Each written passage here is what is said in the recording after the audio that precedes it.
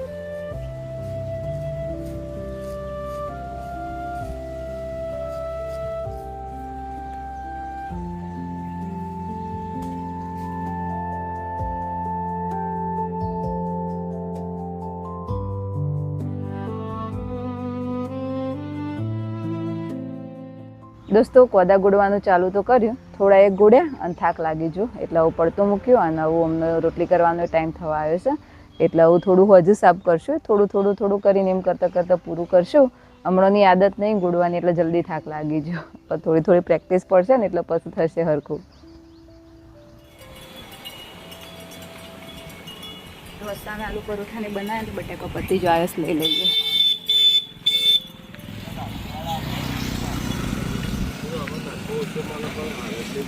પેલી વખત હતા જ છે ને બટાકા, સરસ ચડી જતો તો મસ્ત બટાકા. હવે કોલંબો કહેવાય, મસ્ત આમ ગળ્યું લાગે, સ્વીટ હોય છે એકદમ મસ્ત.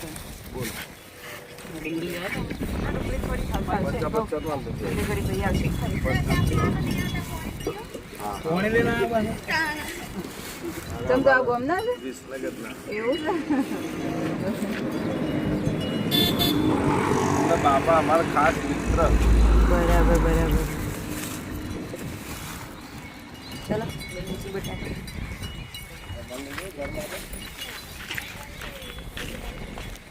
અમનું ટિફિન રેડી થઈ જશે, ઘરનું બધું કોમય પતી જશે. અને આવું અમને રેડી કરી સ્કૂલમાં મોકલી દઈએ. પછી આપણે નાવાનું બાકી છે હજી, શિયાળામાં તો આમ તો ઉઠતા વેજ નહીં લઈએ કારણ કે ઓર્ડર હોય અને સિઝનની કોમ હોય એટલે પણ બસ એટલું ઘર બધા વાર નીકળી છે ના નીકળી જ હોય અત્યારે ઉનાળામાં કેવું થાય ગરમી વધારે લાગે કોમ કરીએ ને એટલે એક વાળું કોમ પતાઈને નાવાની એટલે પછી આખો દાડો ફ્રેશ રહીએ ને કોઈ હોમવર્ક કશું બાકી બેટા ના ના કશું તૈયાર કરવાનું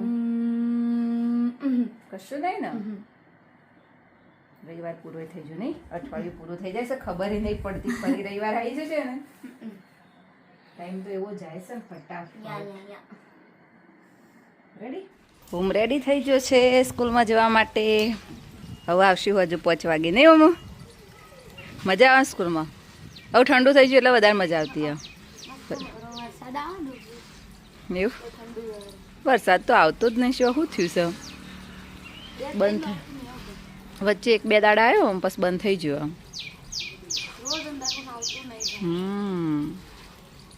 અભ્યાસક્રમ ચાલુ કરી દીધો ભણાવવાનો બધું ફાવસ ને કમ્પ્લીટ ને બધું ફાવસ કમ્પ્લીટ ઇઝી જ છે છઠ્ઠા જેવું એવું બધું છઠ્ઠાનું જ છે ખાલી થોડું વધારે બરાબર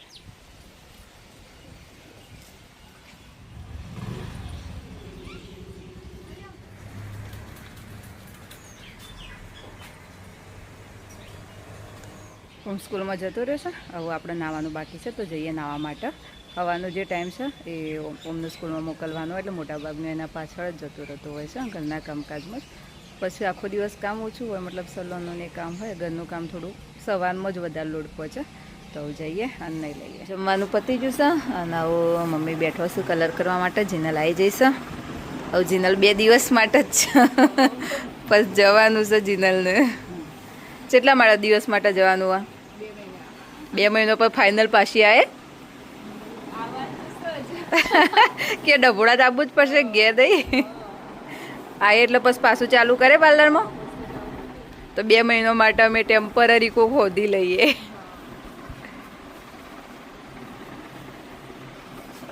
ઓમ કે મમ્મી જીનલ ભાઈ જતો રહ્યો કે હું રમું કુના હંગાથી કારણ કે વર્ષ ઉપર થઈ ગયું ને 1 વર્ષનું 3 મહિના જેવું થઈ ગયું એટલું આમ ઘરનું હોય ને એવું થઈ ગયું મતલબ તને હુંનું તો લાગશે જ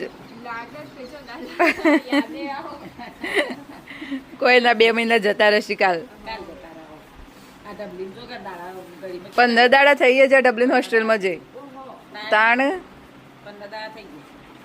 ફટાફટ ટાઈમ તો એવો જાય ને ખબર જ નહીં પડતી આમ ખબર નહીં પણ આમ તું નહીં આવવાની તો એમ થાય કે અનકમ્ફર્ટેબલ ફીલ થાય એમ થાય કે જોડે આપણા ઘરમાં ની કોઈક સદસ્ય જતા રહેવા ને જેમ ડબલી જઈ હોસ્ટેલમાં એ તો એવું જ હોય અમારે દર વખત એવું જ થાય અમારે દર વખત સ્ટાફમાં એવું જ થાય કોઈક આવે 1-2 વર્ષ રહે પછી જાય ને એટલે આમ થોડા દિવસ તો એવું લાગે ને પણ વળી નવું કોઈક આવે પાછું સેટ થાય ને એટલે પછી વળી થોડું પેલું એ થાય કે ના હેડો પાછું કોઈક આવી ગયું કોઈને અમે આશા રાખશું કે 2 મહિના પછી પાછી આવે એવું અને ના ફાવે તો અઠવાડિયામાં પાછી આવજે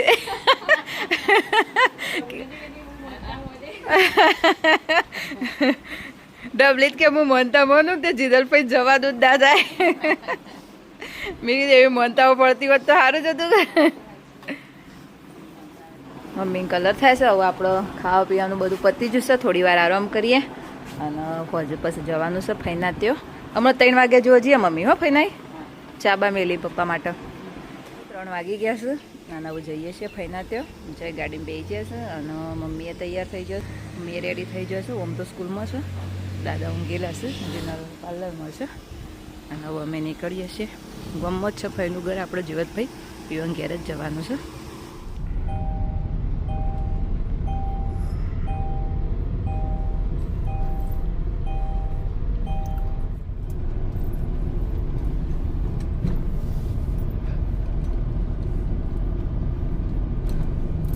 આવી જશે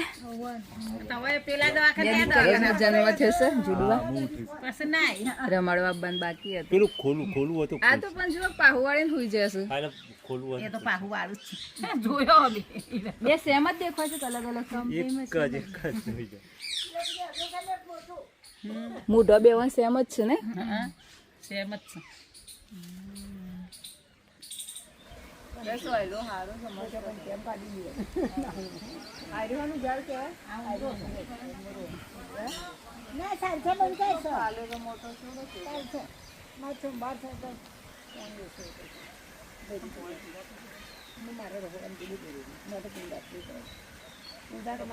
અમારે જમ શોખીન છે પ્લાન્ટ વાવવાના બધા જ પ્લાન્ટ મોસ્ટલી હોય વાયેલા જ છે જો અંજીરે જેવો સરસ આવ્યો અમે ભાઈ હંગાતી લાવ્યો તો અંજીર ઓવો લે આરી પાકું તોડું આમ તો લાલ થવા દેવું પડે પણ તોડવો તો નહીં તાર ખવાય ખરું હા ખાઈને આપણો હંગાતી લાવે પણ આપણો પૂરો વદરો તોડીને જો અંદરથી લાલ થઈ ગયું એ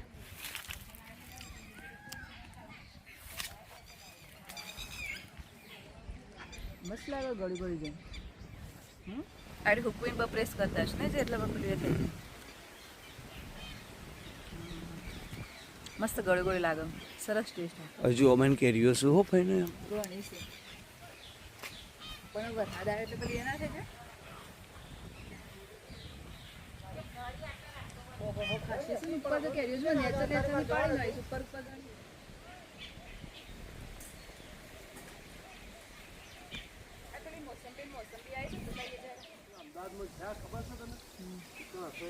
લીલો સંતરો આવે છે ગ્રીન કલરનો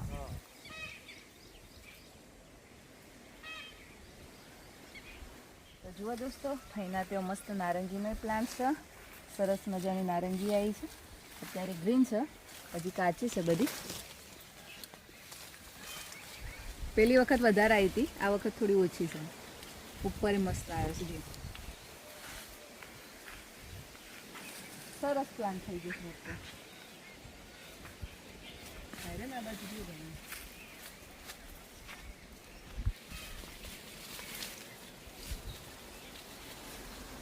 બપૈયો છેટલી બધી ઉગી છે બપૈયાનો તો પાર જ નહીં વધારે તો નહીં તોડો પણ એક તોડીને ટેસ્ટ કરીએ છીએ એવું છે ફૂલ લે પસંદ ધોઈ તોડી લે નહીં પોકે ખોટી લાવવી પડશે છો ચાળીશું પણ તું પાડી પડે કેરીઓ પાડી છે તો થોડી કેરીઓ લઈ લઈએ પેલી મસ્ત છે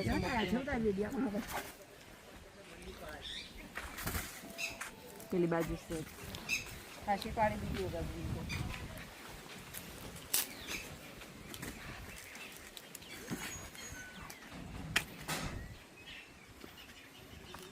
પાકી તો પસવાની એટલા પાકી લાગે હા પાકી જશે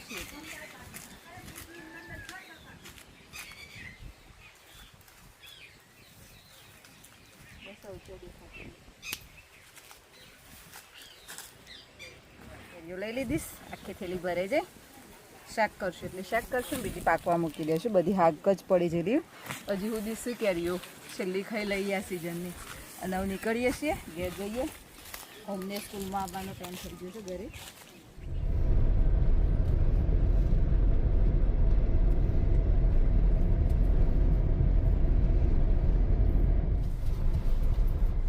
ઘેર આવી જઈએ કપડો બપડો બદલી ચેન્જ કરી અને ફ્રેશ થઈ જશે ઓમ પણ ફ્રેશ થઈ જશે અને હવે બેઠો છીએ ફેના ત્યાંથી લાવ્યો તો જફન નારંગી કેરી બધું ખાવા માટે જીવત ફઈ નથી લાવ્યા શું કરા જતો ઈવન પેલી બેન નાની છોકરીઓ નહીં આવી મસ્ત જુડવાની ઈવન રમાડવા જતો તા જેવી છે ને એની પ્રિયાઓમાં એવડો હતો ને કેવડો મોટો થઈ ગયો નહીં આવડો હતો તું જન્મે એટલો તારી મારા જેવડો થઈ ટાઈમ જતો કેવા લાગે અને તું એનો હતો ને એટલે હિન્દીમાં જ બોલ વાર્તાઓ હિન્દીમાં મોડું હજી એક વાર્તા પડી આપણે યુટ્યુબમાં મૂકીએ બધો જોશે આપણો ફેમિલી મેમ્બર યુટ્યુબ વાળો લાસ્ટમાં અમે મૂકશું વિડીયો તમે જોજો ઓમની વાર્તા છે જોઈ આ વાર્તા બતાવો મારમાં છે ને પપ્પા મોબાઈલમાં છે જે લાસ્ટમાં મૂકજો હો યુટ્યુબમાં ખાસ આપણે યુટ્યુબ ફેમિલી જોશે ઓમ છે એ વાર્તાઓ મળતો હિન્દીમાં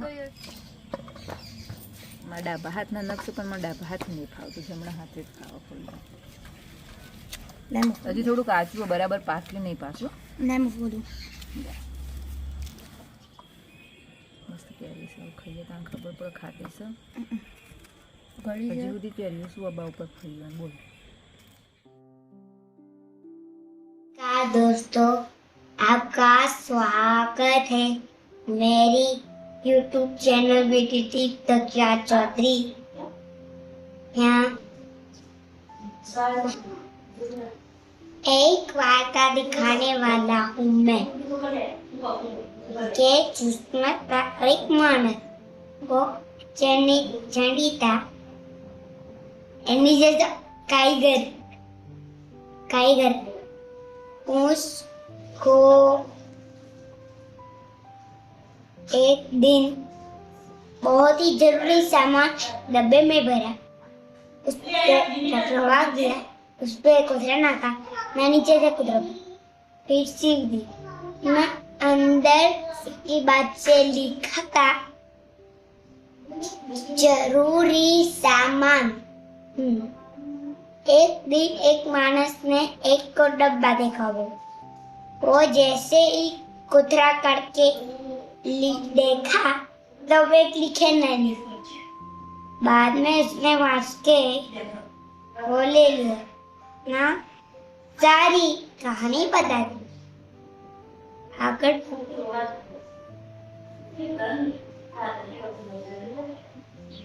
एक ब्लेड. एक दिन की बात है. एक कौवे को बहुत ही तरस लगी थी. तब पानी के शोध में निकला. पानी मिल तो गया पर उसकी डोंस पहुंची नहीं. इसलिए काफी सारे पथरे नापकर उसने पानी ऊंचा किया. ऊंचा आ गया तब पीके उड़ गया. कहानी खत्म. एक दिन की बात है. एक केली थी. बहुत ही गर्मी थी. जब बाहर निकली तब पानी समुद्र के पास रहती. पानी पीने की कोशिश की तब जी गई. ये जवाब तेज पुल की वजह से बचाओ बचाओ ऐसा करने लगे.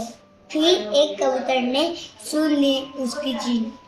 फिर वो पत्ता तोड़ा. फिर नाखा पानी में. फिर चढ़ गई. एक दिन चढ़ाओ तुम क्या मुझे बचाओगी. ऐसा इतना लगे. एक दिन शिकारी आया.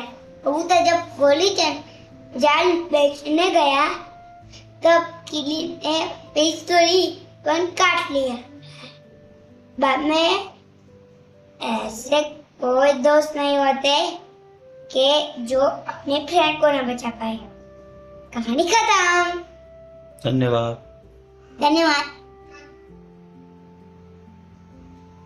आपको कहानी अच्छी लगी हो तो लाइक सब्सक्राइब करना ना भूले.